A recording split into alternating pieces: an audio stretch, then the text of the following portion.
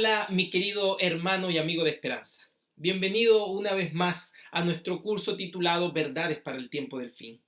Quiero recordarte que puedes descargar este curso en formato PDF. Si quieres el curso en físico, déjanos tu comentario y buscaremos la manera de comunicarnos contigo y así poder hacerte llegar el curso en físico para que tú puedas leerlo, puedas llenar el cuestionario que aparece en la parte final del curso. Así que, mi querido hermano y amigo, Dios te bendiga. Gracias por estar con nosotros. La lección que corresponde a este día es la lección número 11, titulada La cruz en el desierto. ¿Sabes, querido amigo? La Biblia dice en 1 Juan 1:9, si confesamos nuestros pecados, Él, o sea Jesús, es fiel y justo para perdonar todos nuestros pecados y limpiarnos de toda maldad. ¿Sabes? Hoy día gozamos con la bendición de que si cometemos alguna falta o pecado, podemos acudir directamente a Dios y pedirle a Jesús en oración que perdone nuestras faltas y nuestros pecados.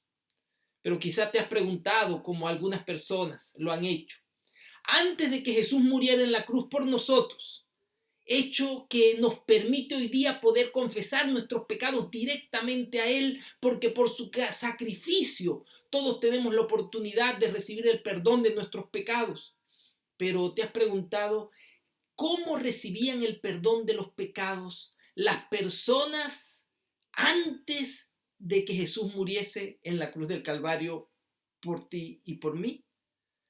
Vamos a resolver esa pregunta en el estudio de hoy. Así que te invito a que me acompañes. Toma tu curso, toma tu Biblia y vamos a orar. Bondadoso y eterno Padre, gracias Señor por la oportunidad que nos brindas de estar aquí, de tener una nueva lección para estudiar. Acompáñanos en este estudio. Te lo pedimos en el nombre y por los méritos de nuestro Señor Jesús. Amén.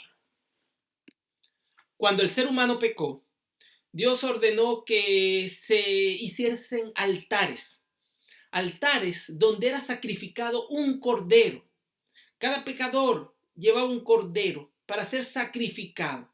Ese cordero simbolizaba a Jesús y era sacrificado porque de esa manera se miraba hacia el futuro cuando el mismo Jesús vendría a esta tierra a morir por nuestros pecados. De esa manera, entonces cada pecador podía llevar un cordero delante del altar. Cuando el pueblo de Dios fue cautivo en Egipto y Dios lo liberó, entonces el Señor le mandó a Moisés a realizar un tabernáculo para así explicarle de mejor manera el proceso del perdón y cómo Jesús actúa en favor nuestro. Eso lo podemos leer en Éxodo capítulo 25, versículo 8 y 9. Y dice así: y harán un santuario para mí, y habitaré en medio de ellos, conforme a todo lo que yo te muestre. El diseño del tabernáculo y el diseño de todos sus utensilios, así lo haréis. Esta cita nos dice que el Señor les mandó a hacer un tabernáculo a su pueblo.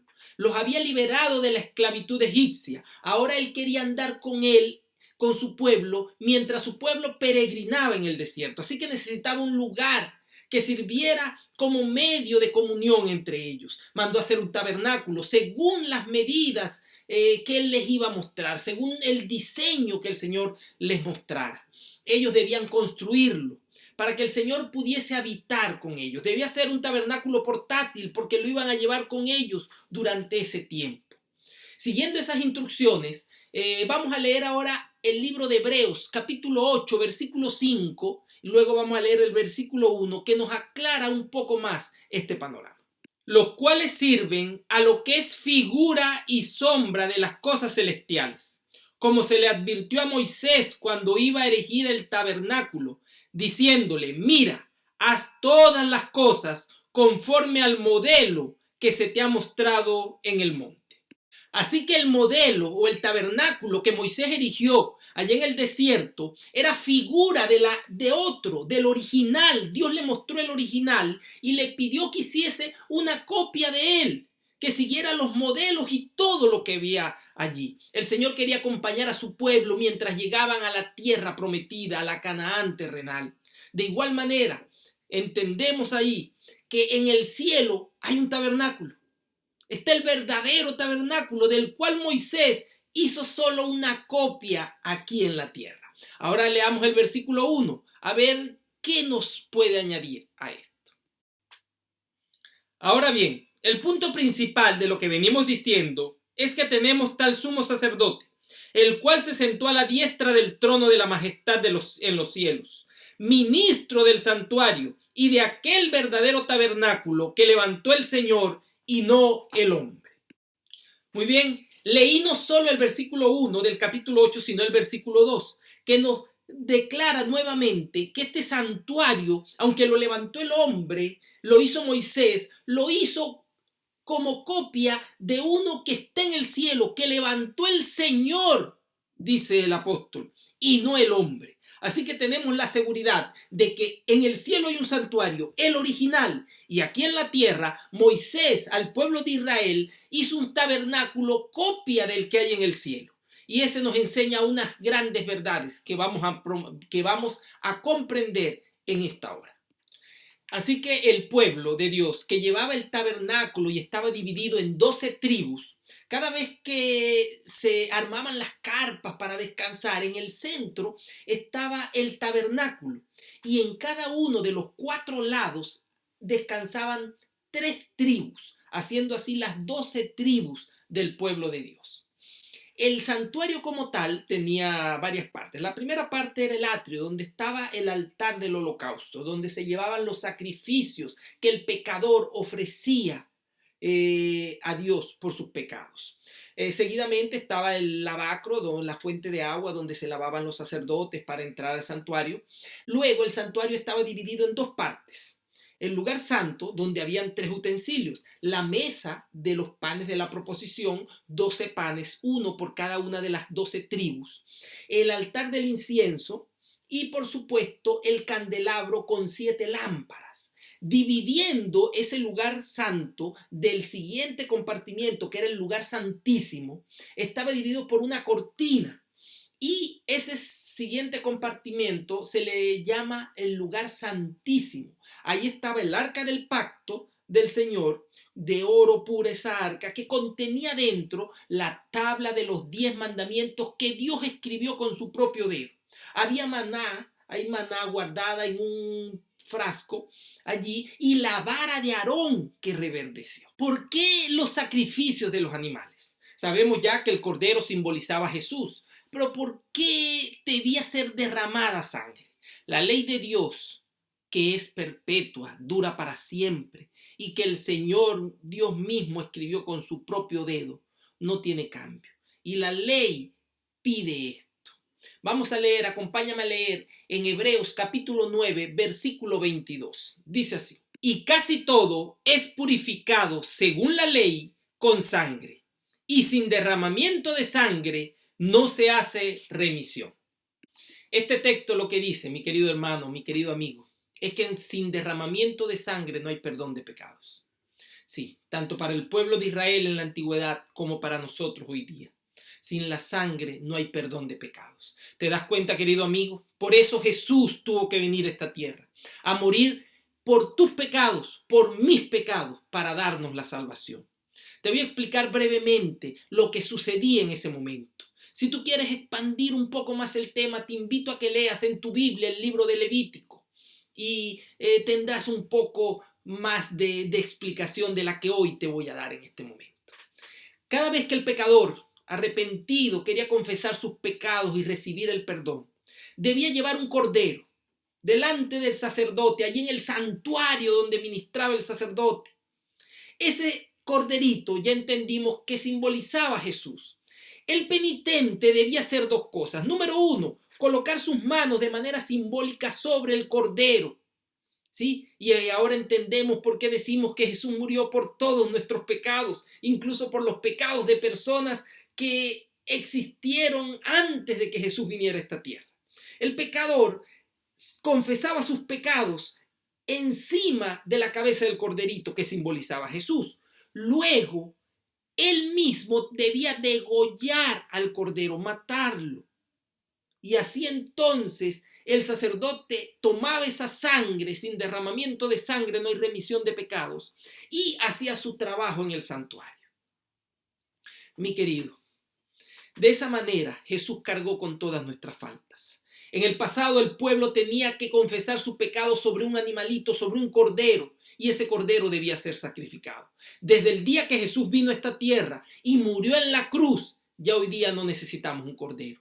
Porque el verdadero Cordero de Dios, como lo dijo Juan el Bautista, cuando le iba a bautizar, he aquí el Cordero de Dios que quita el pecado del mundo. Entonces Jesús mismo murió por nosotros y Él es el que puede perdonar nuestros pecados. Ese trabajo era realizado diariamente por el sacerdote, todos los días, en el lugar santo, pero una vez al año. El sacerdote, y no el sacerdote, como en el sumo sacerdote, debía o podía entrar al lugar santísimo una vez al año. Ese día se le llamaba el día del Yom Kippur o día de la expiación. Era un día de juicio. Simbólicamente, durante todo el año, los pecados del pueblo quedaban en el santuario, porque a través de la sangre eran conferidos. El sacerdote los esparcía allí y eran transferidos al santuario. Había que limpiar el santuario, perdonar los pecados. Era un día de juicio. El pueblo ese día estaba afuera, arrepentido, orando, pidiendo el perdón completo de sus faltas. Y ese día el sumo sacerdote entraba al lugar santísimo una sola vez al año. Y con esa sangre entonces hacía remisión por nuestros pecados. Vamos a leer en el libro de Hebreos, el capítulo 4, ahora los versículos 14 y 15. Dice así: por tanto, teniendo un gran sumo sacerdote que traspasó los cielos, Jesús, el Hijo de Dios, retengamos nuestra profesión. Porque no tenemos un sumo sacerdote que no pueda compadecerse de nuestras debilidades, sino uno que fue tentado en todo según nuestra semejanza, pero sin pecado. Ese pasaje nos muestra a Jesús, número uno, como nuestro sumo sacerdote, el único que podía ingresar al lugar santísimo el día de la expiación. Así que cuando Jesús murió en esta tierra, después de resucitar al tercer día, el día domingo, día de la resurrección, después de descansar el día sábado en la tumba, entonces Él ascendió al cielo para hacer el papel de nuestro sumo sacerdote. Pero anexa algo más también. Nos dice que Jesús fue un ser humano que vivió sin pecar, por eso puede perdonar nuestros pecados, por eso sirvió como sacrificio y también como sumo sacerdote en el cielo. En la década de 1840 surgió un grupo de personas que esperaba el pronto regreso del Señor. Estudiando las profecías de Daniel, se dieron cuenta y sacaron sus cálculos allí, muy buenos por cierto, que el 22 de octubre de 1844 iba a suceder un gran acontecimiento. Pero ellos creyeron que era la venida de Jesús a esta tierra, a purificar el santuario que era para ellos esta tierra, y Jesús lo iba a purificar con su venida. Después que pasó esa fecha, ellos en oración, el remanente que quedó, comenzó a pedirle al Señor que les hiciera entender en qué se habían equivocado. Y así lo descubrieron escudriñando la palabra de Dios. Y supieron que ese día sí iba a suceder algo. Pero no era la venida de Jesús. Ese día era el día comparativo con el día de Yom Kippur, donde el sumo sacerdote pasaba del lugar santo al lugar santísimo una sola vez al año para el juicio. Y ese día caía exactamente el 22 de octubre de 1844. Y en las profecías que puedes estudiarle en el libro de Daniel, aparece esos acontecimientos. Y ese día, mi querido hermano, mi querido amigo, Jesús en el santuario verdadero en el cielo pasó del lugar santo al lugar santísimo y comenzó el juicio investigador, del cual hoy día sigue sucediendo. Ese juicio donde se determinará de qué lado estamos. Por supuesto, comenzará con los que ya están en el descanso, o ya comenzó con ellos, porque ya no tienen oportunidad de cambiar. Pero tú y yo todavía tenemos oportunidad, mi querido amigo. Tenemos oportunidad de buscar al Señor y de cambiar nuestro destino final antes de que nuestro nombre pase delante de ese juicio. Sí, mi querido amigo, Tenemos la oportunidad de cambiar, sea cual sea la realidad de lo que vivimos hoy. Jesús está ministrando como nuestro sumo sacerdote. Y cuando salga del lugar santísimo, en el santuario que está en el cielo, va a salir para venir a esta tierra a buscarnos. Mientras está allí, Él intercede por nosotros. Quiere decir que podemos ir en busca del perdón que Él nos ofrece. Podemos pedirle que nos ayude a vivir esperando su regreso porque queremos vivir con Él por toda la eternidad. Este es tu momento, querido amigo. Este es el momento de recibir el perdón de Jesús y de aceptarle como tu Salvador personal. Porque muy pronto Él saldrá del lugar santísimo y vendrá a buscarnos y se acabará el tiempo de poder buscar al Señor. Quiero compartir contigo el compromiso del día de hoy y si estás dispuesto a aceptarlo. Dice así: acepto el perdón que Jesús me ofrece gracias a su sacrificio en la cruz. Si tú aceptas ese perdón, gracias al sacrificio que Él hizo en la cruz del Calvario y quieres vivir con Él por toda la eternidad, acompáñame en esta oración. Buen Dios, querido Padre Celestial, queremos agradecer el sacrificio de Jesús y queremos decirte que aceptamos a Jesús como nuestro Salvador personal. Queremos que interceda por nosotros, que perdone nuestras faltas, para que cuando muy pronto aparezca en las nubes de los cielos, podamos morar con Él por toda la eternidad. Te lo pedimos en el nombre y por los méritos de nuestro Salvador Jesús. Amén. Y así llegamos al final de nuestra lección del día de hoy. Quiero invitarte a la próxima semana para nuestra siguiente lección que se titula Todo ojo lo verá. Dios te bendiga. Un abrazo a la distancia.